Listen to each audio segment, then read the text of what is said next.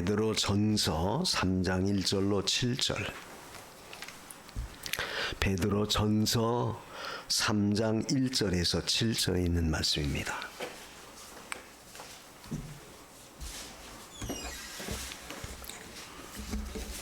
아내된 자들아, 이와 같이 자기 남편에게 순복하라. 이는 혹 도를 순종치 않는 자라도 말로 말미암지 않고 그 아내의 행위로 말미암아 구원을 얻게 하려 함이니 너희의 두려워하며 정결한 행위를 봄이라. 너희 단장은 머리를 꾸미고 금을 차고 아름다운 옷을 입는 외모로 하지 말고 오직 마음에 숨은 사람을 온유하고 안정한 심령에 썩지 아니할 것으로 하라. 이는 하나님 앞에 값진 것이니라. 전에 하나님께 소망을 두었던 거룩한 부녀들도 이와 같이 자기 남편에게 순복함으로 자기를 단장하였나니, 사라가 아브라함을 주라 칭하여 복종한 것 같이 너희가 선을 행하고 아무 두려운 일에도 놀라지 아니함으로 그의 딸이 되었느니라. 남편 된 자들아, 이와 같이 지식을 따라 너희 아내와 동거하고 저는 더 연약한 그릇이요 또 생명의 은혜를 유업으로 함께 받을 자로 알아 귀히 여기라. 이는 너희 기도가 막히지 아니하게 하려 함이니라. 아멘. 7절에 있는 말씀까지 읽었습니다. 우리가 늘 요때만 그저 이 말씀을 읽는 게 아니라 사실 우리의 생활 속에 이 말씀이 그대로 다 지켜져야지 참 아름다운 것이고 복된 것이죠. 그래서 우리가 읽은 말씀은 딱 성경을 봐도 아내에 대한 말씀, 그래서 3장 1절에 아내된 자들아, 또 7절엔 남편된 자들아 하는 거 보면 남편된 자들이 하신 말씀, 그건 누굽니까? 한마디로 말하면 부부죠. 부부에 대한 아름다운 그 도리, 관계를 오늘 말씀하고 있어요.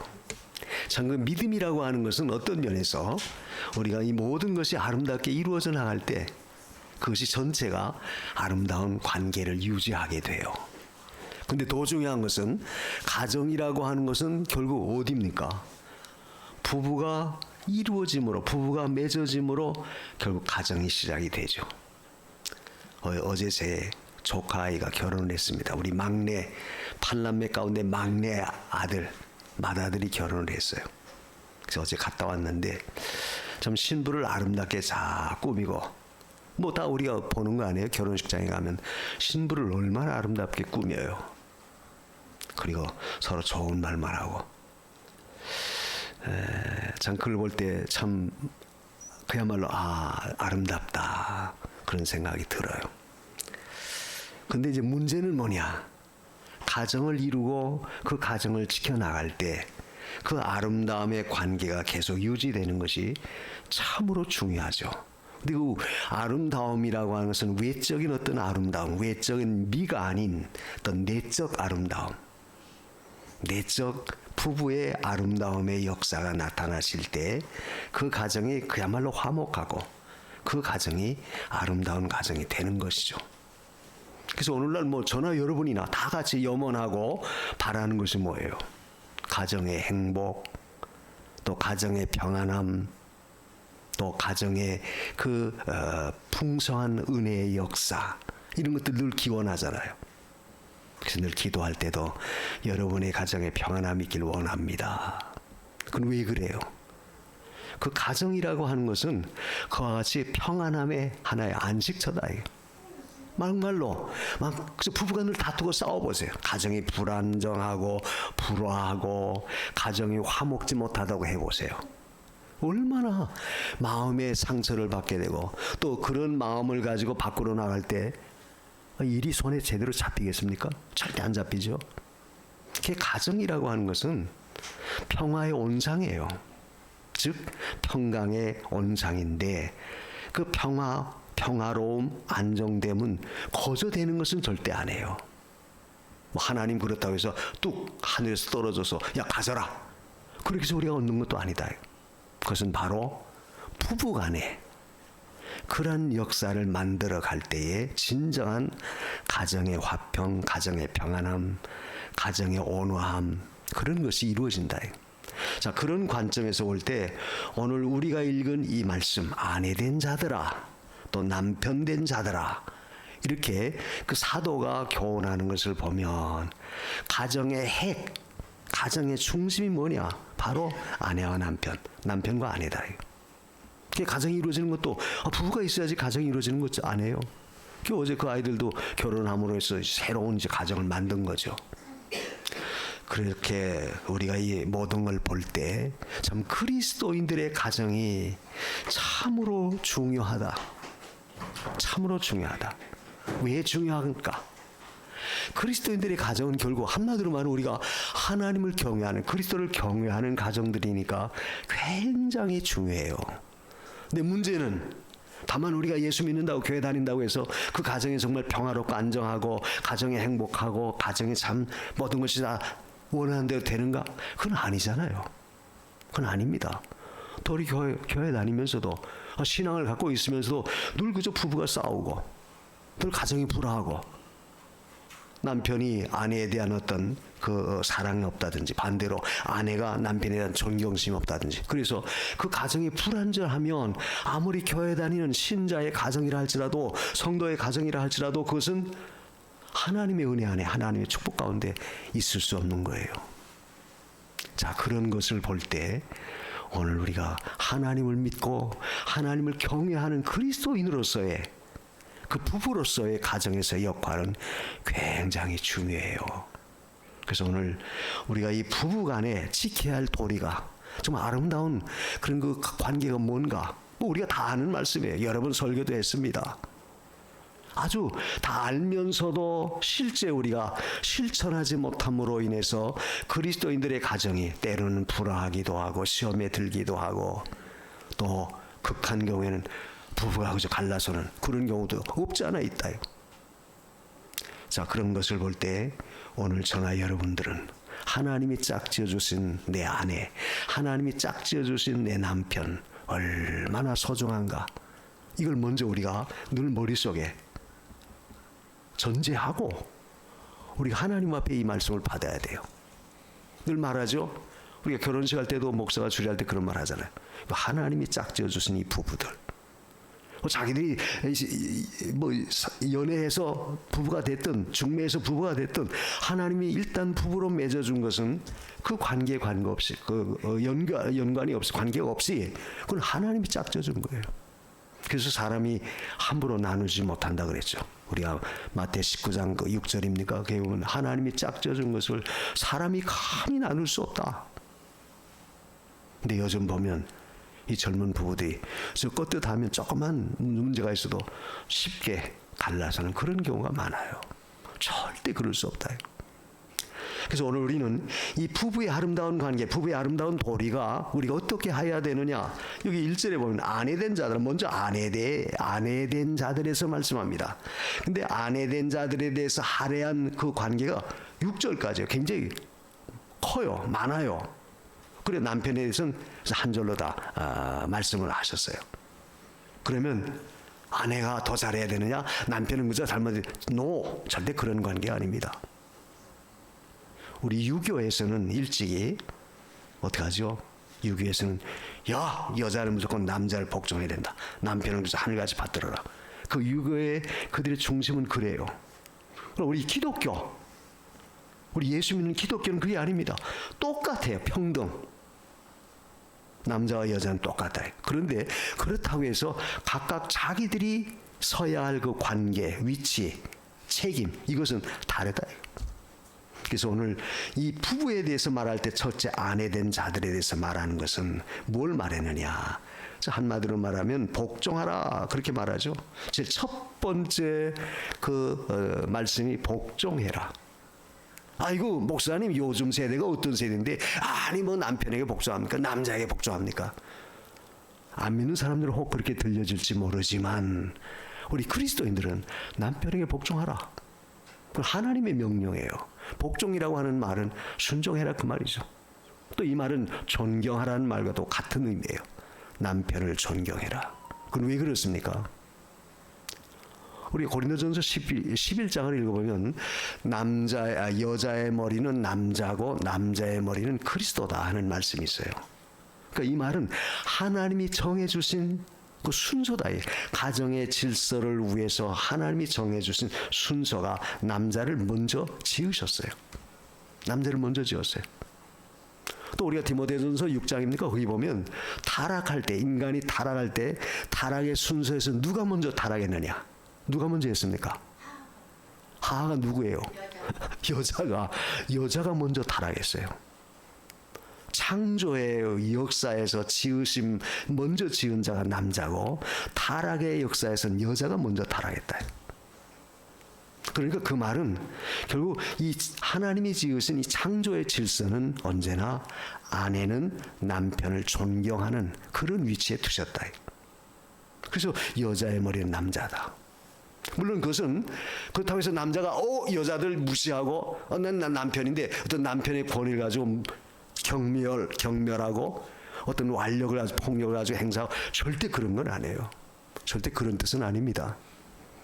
하나님의 창조의 역사는 동등하지만 그러나 하나님이 세우신 질서에 있어서는 바로 여자의 머리는 남자다. 그렇기 때문에 아내들이여 남편에게 복종하라 이렇게 말씀한 거예요. 그래서 우리가 이 말씀대로는 잘하면 가정은 절대 화목해요. 그 존경하라는 말은, 복종하라는 말은 순종하라, 즉 존경하라 그 말이죠. 왜? 방금 얘기했잖아요. 하나님이 세우신 질서예요. 하나님이 짝지어 주신 관계이기 때문에 그렇다. 그런데 여기 복종, 순종하라는 것을 왜 해야 되느냐 하는 그 이유를 말합니다. 이는 거기 말하죠. 혹 도를 순종치 않는 자라도, 이 말은 남편이 예수 믿지 않는 사람이라 할지라도 그 아내의 행위로 말미암아 구원을 얻게 하려 합니다. 그러니까 남편이 예수 안 믿어요. 그러니까 예수 안 믿는 남자니까 내가 그런 남자 존경할 것도 없고 내버려둬야 되지. 그게 그렇지 않다는 거예요. 네가 아무리 말을 해도 네가 말하는 것보다, 즉 아내가 남편에 대해서 말하는 것보다는 차라리 아내가 그 행위를 통해서 남편을 복종시킬 수 있는, 좀 말이 어폐가 있습니다만 남편을 구원시킬 수 있는 그런 계기가 된다는 거예요. 그게 바로 뭐냐? 오늘 말씀처럼 그 아내의 행위로 말미암아 구원을 얻게 합니다.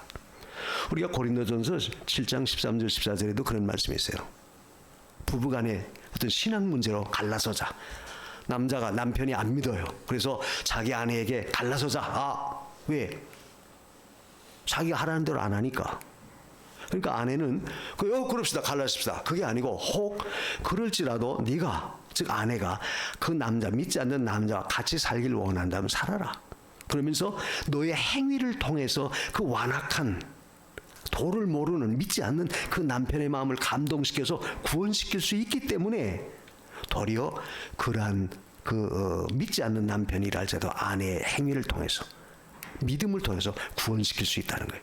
그러니까 가장 중요한 그 요점은 그 아내의 행실을 통해서 남편이 감동을 받아 교회 나올 수 있도록 그렇게 하는 것은 말로 하는 것보다도 굉장히 중요하다는 것을 여기서 강조했어요. 여러분, 가정에서 그 아내의 그 행위라고 하는 것은 아주 중요해요. 물론 남편의 행위도 더 중요하죠.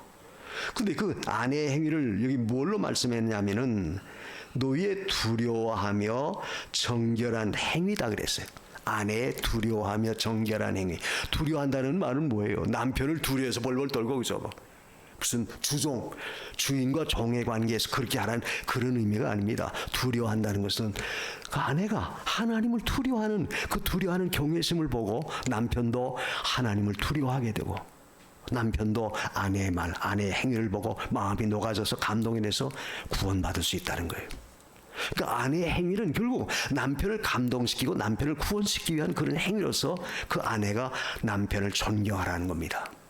그러니까 이 말은 결국 남편이 내게 잘해주든 못해주든, 성격이 고약하든 좋든, 좋은 환경이든 좋지 못한 환경이든 돈을 많이 벌어오든 돈을 못 벌어오든 관계없이 우리는 그게 관계없이 정말 아내로서 남편에 대한 존경심을 갖고 내가 하나님을 두려워하는 마음으로 남편을 받들어 나갈 때, 순종할 때 남편은 그 마음이 다 녹아진다.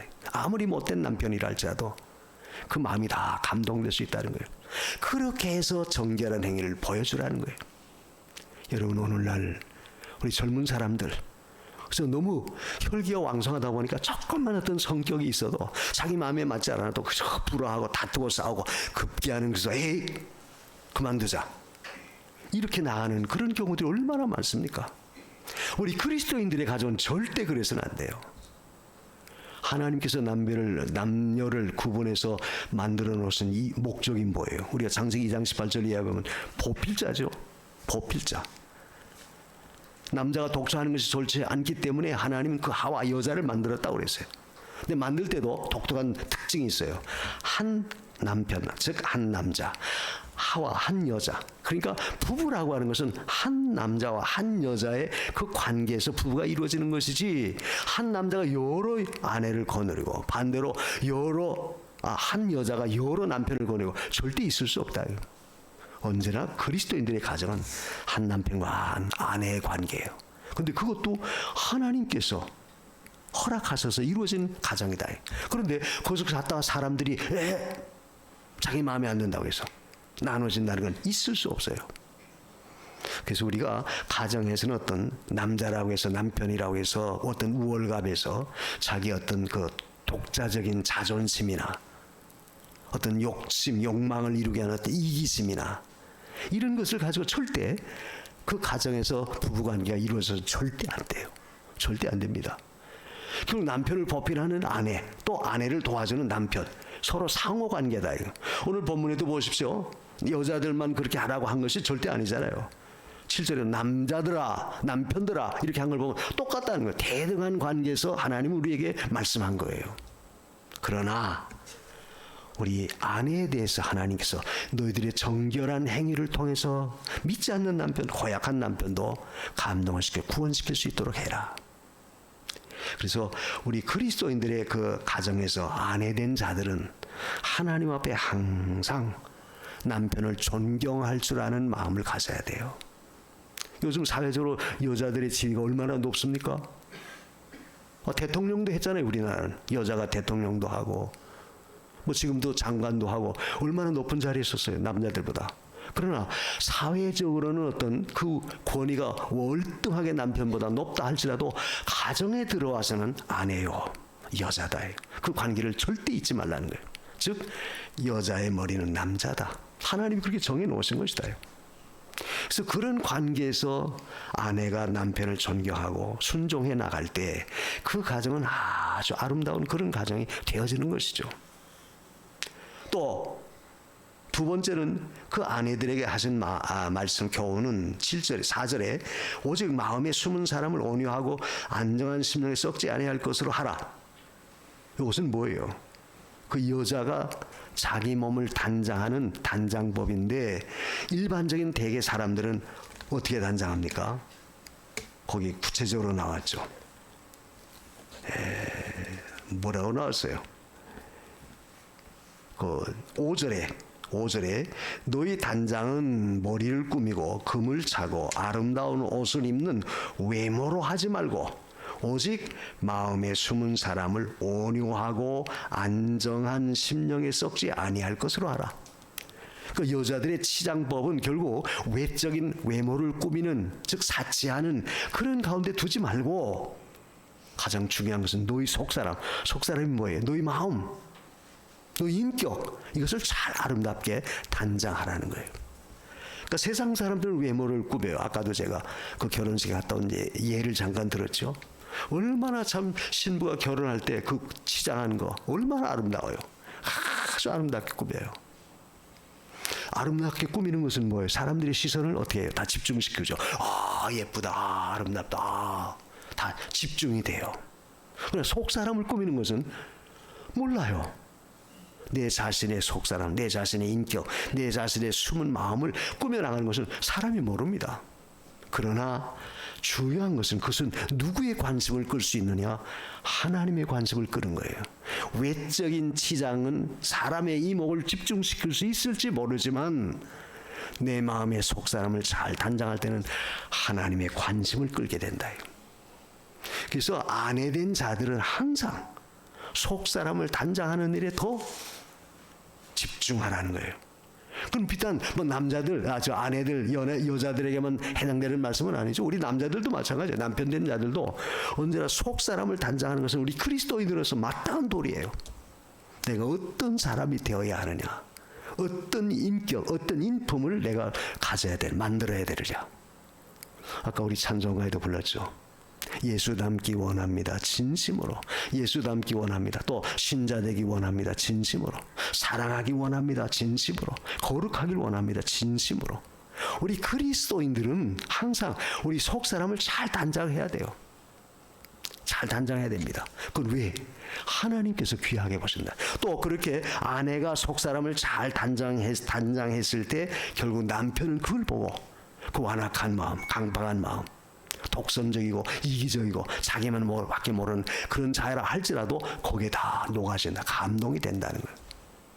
그래서 우리 아내된 자들은 항상 자기 속사람을 잘 단장하도록 하십시오. 오, 목사님 감사합니다. 남자들은 안 해도 됩니까? 노! 남편도 마찬가지예요. 남편은 그만큼 더 책임이 크죠. 그래서 우리는 항상 하나님 앞에서 우리 자신이 어떠한 자가 되어야 할까, 이것을 항상 살펴봐야 돼요. 우리가 아침에 출근할 때 가끔 지하철을 보면 또 젊은 여성들이 너무 시간이 쪼들리다 보면 밖에 나오면서도 화장하죠. 옛날에는 뭐 우리가 창피해서 그렇게 못했을 때 요즘은 뭐 이 젊은 여자들이 담대해요. 사람 앞에서 지하철에서도 그 핸드폰 꺼내놓고 보고 막 단장하라고 그래요. 우리가 밖에 출근할 때 또 밖에 외출할 때는 그렇게 외모에 대해서 그렇게 신경을 쓰고 굉장히 단장을 한다고 한다면 우리 그리스도인들은 내 속사람을 단장하는 데 더 집중하라. 내 인격, 내 인품을 잘 만들어가라. 그것이 하나님이 우리에게 바라시는 거예요. 그래서 여기도 그렇게 말했죠. 숨은 사람을 온유하고 안정한 심령. 그 단장하는 법은 온유한 마음, 안정된 심령을 가지라는 거예요. 온유가 뭡니까? 우리가 마태 그 18장 28절인가? 거기 뭐라고 그랬어요?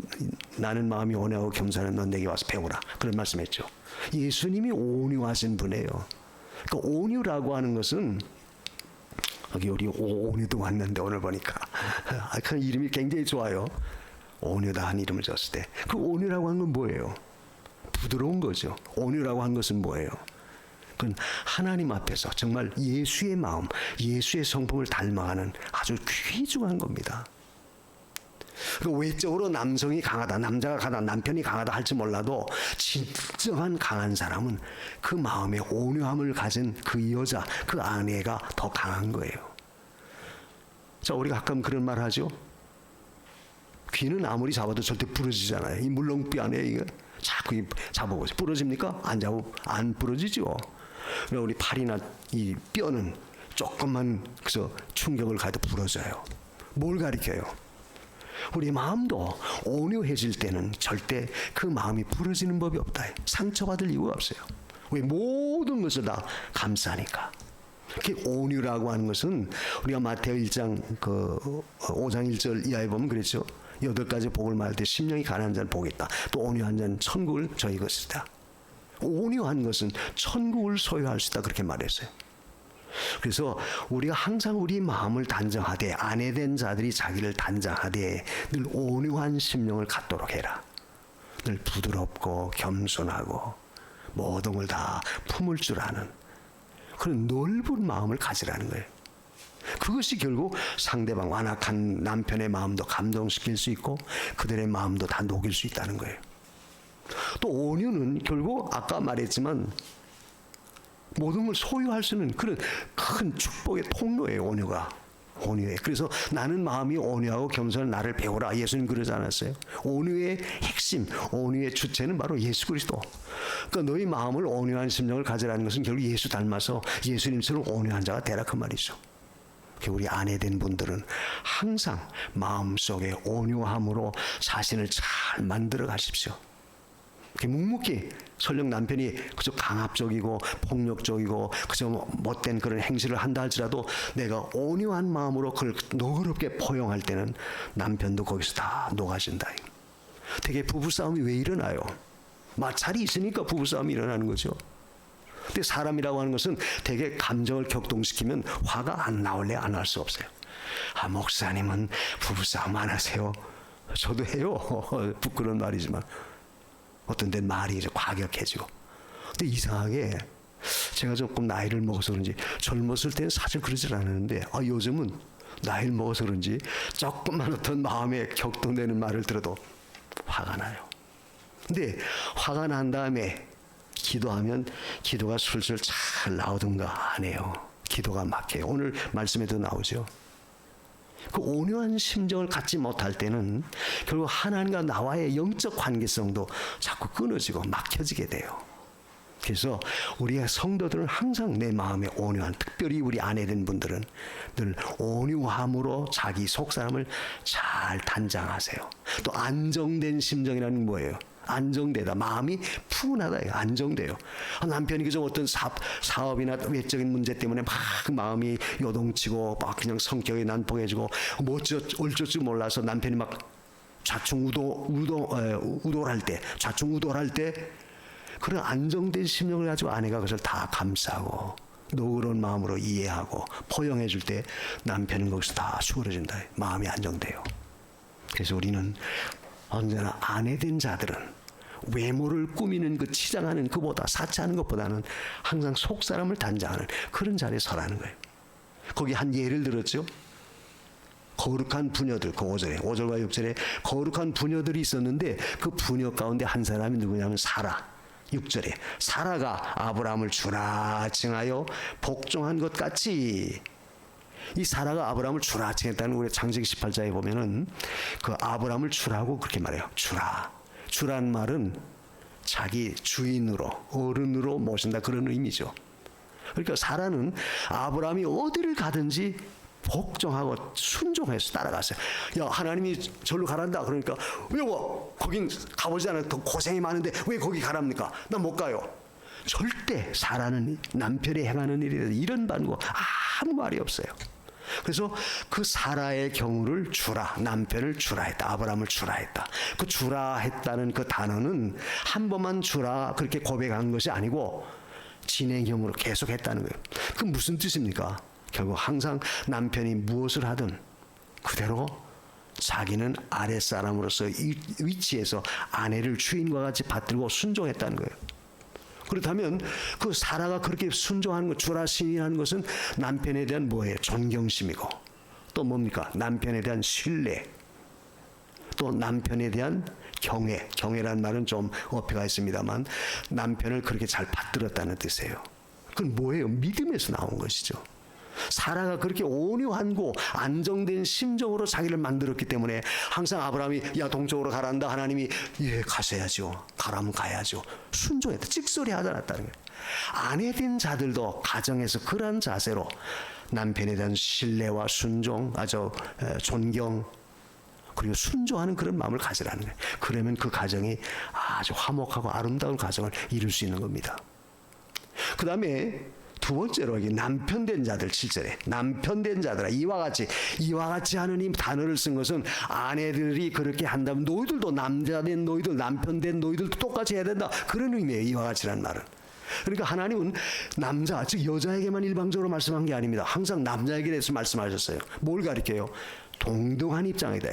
남자와 여자는 동등하다, 대등하다, 그 말이에요. 인격적인 면에서 똑같아요. 뭐 절대 하나님이 여자의 머리를 남자라고 해서 남자가 우월감을 갖고 자기 아내를 경멸한다든지 발 아래에 둔다든지 절대 그게 아니다. 가끔 그런 말을 하죠. 하나님께서 왜 하와를 그 아담의 갈비뼈를 뽑아서 만들었을까? 똑같다, 그런 의미에서 옆에서 뽑았으니까 똑같다. 만약 하나님께서 아담의 발바닥에서 발가락 뼈 하나를 취해가지고 여자를 만들었다면 항상 그래서 여자를 발로 짓밟는 그런 자리에 있을 거예요. 근데 그렇게 하지 않았다. 갈비뼈를 취해서 여자를 만들었다는 것은 남자와 여자는 동등하다, 똑같다. 인격적인 면에서 대등해요. 인권적인 면에서 똑같다. 그런 면에서 볼 때 남편 된 자들아, 이와 같이 하는 것은 아내들이 남편에 대해서 이렇게 했다면 남편 된 노이들도, 즉 아내에 대해서 이와 같이 해야 된다. 그 하는 건 뭐냐? 지식을 따라 아내와 동거하고 선은도 연약한 그릇이요 생명의 유업을 함께 받을 자로 알아 귀히 여겨라. 귀히 여기라는 거예요. 남편 된 자들은 아내에 대해서 항상 귀히 여겨라. 귀히 여기라는 건 뭐예요? 존귀하게 여기라고 말이죠. 그런데 그 남편 된 자들이 아내를 동거할 때 지식을 따라서 동거해라. 무슨 지식이에요? 여기 나오지요. 연약한 그릇임을 꼭 알아라. 그 여자는 남자보다도 어떤 육체적인 생리적인 면에서 볼 때도 연약해요. 남자는 더 강하죠. 또 마음으로도 사실 여자가 더 연약해요. 조그만 어떤 충격이나 말에 언사에 대해서도 깊은 상처와 어떤 마음에 큰 상처를 입게 된다. 연약한 그릇이다. 그러니까 연약한 그릇이니까 어떻게 돼요? 귀하게 여겨야 돼요. 자, 우리가 그렇죠. 그릇을 다룰 때도 잘 깨지는 그릇 같으면 얼마나 소중하게 다루죠. 깨질까봐. 저 막 내댕겨도 안 깨지는 그릇은 뭐 그렇게 해도 돼요. 근데 여자는 연약한 그릇이다. 이걸 너희가 알고 그렇게 하라는 거예요. 그래서 남편들이 아내에 대해서 가져야 할 신앙의 자세는 사랑입니다. 사랑을 하라는 거예요. 그러니까 아내에 대해서는 너희가 더욱 사랑을 해라. 우리가 창세기 28장 18절 이하에 아담과 하와를 만들고 둘 짝을 지어서 부부를 만들었죠. 부부를 만들어서 하나님 뭐라고 말합니까? 이제는 일신이다. 부모를 떠나 남자와 합쳐서서 너희는 이제 부부가 일신 하나다. 하나예요. 그러니까 아내와 남편은 결국 하나입니다. 하나이기 때문에 결국 자기 자신을 귀중히 여길 줄 알면 아내도 귀중히 알 줄 알고 남편도 귀중히 여길 줄 아는 그런 자세가 우리 그리스도인들의 부부가 가져야 할 자세예요. 그것이 원리가 깨지니까 자꾸만 삐그덕거리고 가정에 불화가 생기고 문제가 생길 수 있다. 그래서 남편 된 자들은 아내를 사랑해 주는 거예요. 우리가 에베소서 5장 25절에 그랬어요. 거기 사랑에 대한 것을 말할 때 그리스도가 교회를 사랑해서 자기 몸을 주심과 같이 남편들아 아내를 사랑해라. 그건 뭐예요? 주님이 교회를 위해 성도를 위해서 몸을 버려 희생하신 것처럼 남편들도 아내를 위해서 희생하는 정신을 가지고 사랑해라. 사랑하라는 거예요. 이것이 남편된 자들의 도리예요. 아름다운 부부의 관계를 맺는 그 요소입니다. 그래서 우리는 항상 남편된 자들은 아내를 늘 사랑해야 돼요. 왜? 내 몸이니까. 내 몸을 학대하고 박대하는 사람 누가 있어요? 다른 사람은 좀 멸시할지 몰라도 나는 내 몸을 철저하게 관리하고 내 몸을 잘 보살피잖아요. 관심 있잖아요. 그만큼 남편 된 자들도 아내에 대해서 그렇게 가져라. 그래서 내 말을 한마디가, 내 언사가, 내 행위 하나가 결국 연약한 아내들의 어떤 마음에 깊은 상처를 줄 수 있고 깊은 그런 깨질 수 있는 그런 여건을 만들 수 있다는 거예요. 그렇기 때문에 남편 된 자들아 지식을 따라서 아내와 동거해라. 또 한 가지는 그 지식은 뭐냐면 아내도 너와 함께 똑같이 하나님의 유업을 받을 자다. 그 말을 했죠. 생명의 유업을 함께 받을 그런 자다. 생명의 유업을 받는다는 건 뭐예요? 너희 아내도 똑같이 예수 믿어 구원받아 천국 갈 하나님의 자녀다. 하나님의 유업을 받을 동등한 이치에 있는 그런 자다. 그러니까 네가 무시하지 말라 이게 아내를. 네가 머리가 됐다 해서 남편 된 자가 아내를 갖다 경멸하지 말라. 함부로 말하지 말고 상처 주지 말라 그 말이죠. 따뜻하게 사랑으로 보살펴라. 그래서 그리스도인들의 부부의 관계는 상호 서로 하나님께서 같이 하라는 거예요. 그래서 아내 된 자들아 남편 된 자들아 이렇게 말한 것은 같이 하라는 거예요. 사랑에 대해서도 말씀할 때 그랬죠. 서로 사랑해라. 일방적으로 너 이 사람 사랑해 그게 아니고 서로 사랑해라. 그것도 뭐예요? 상호관계다요. 당신 왜 사랑 안 해? 사랑해. 그게 아니고 나도 당신을 먼저 사랑하고 당신도 나를 사랑하고. 그러니까 이 말은 결국 그리스도인들의 부부의 관계는 항상 하나님 앞에 상호성이다 하는 걸 잊지 마십시오. 잊지 마세요. 그래서 남편 된 자들은 아내를 정말로 내 몸같이 사랑해야 돼요. 왜? 주님이 당신의 몸을 희생하셔서 우리를 위해서 다 내놓았듯이 아내에 대해서 남편도 그런 자세, 그런 마음가짐을 가지고 아내를 사랑하라. 이게 사랑이라고 하는 것은 어떤 면에서 뭐예요? 넓은 마음을 갖고 다 포용하는 거예요. 이해하는 겁니다. 그래서 그렇게 사랑하라는 말은 결국 남편이 아내에 대해서 이해하라. 연약한 그릇이다. 이해하라. 아, 저 아내는 하나님이 나와 똑같이 하늘 날아가서 천국에 들어갈 수 있는 하나님의 유업을 받을 수 있는 동등한 그런 권리자다. 하나님의 백성이다. 똑같이 그걸 인정하고 그런 지식을 갖고 남편이 아내에 대해서 아름다운 관계를 가져나가야 돼요. 아, 교회 갔더니 목사님이 존경하라고 그랬는데 복종하라고 했는데 왜 안 해? 남편이 그렇게 말하지 말라 이거예요. 또 그러면 여보, 성경에서 뭐라고 그랬어? 또 남편은 아내를 사랑하고 이해하라고 하지 않았는데 왜 그러냐? 그렇게 말할 수 있겠죠. 그런 걸 볼 때 우리는 항상 하나님 앞에서 이 그리스도인들의 가정의 중요성, 이 부부의 중요성이 얼마나 중요하다는 걸 우리가 깨달아야 돼요. 그리고 마지막으로 말씀 속에서 한 가지 더 종합할 것은 결국 그것은 즉 남편을 순종하는 것이나 아내를 사랑하는 그 모든 것은 결국 하나님을 경외함으로 이루어져야 돼요. 하나님을 경외할 때 그 모든 것이 이루어지지, 하나님을 경외하지 아니한 상태에서 그것이 다 성립될 수가 없습니다. 이루어질 수가 없어요. 우리가 사도행전 5장에 보면 아나니아 삽비라 사건이 나오죠.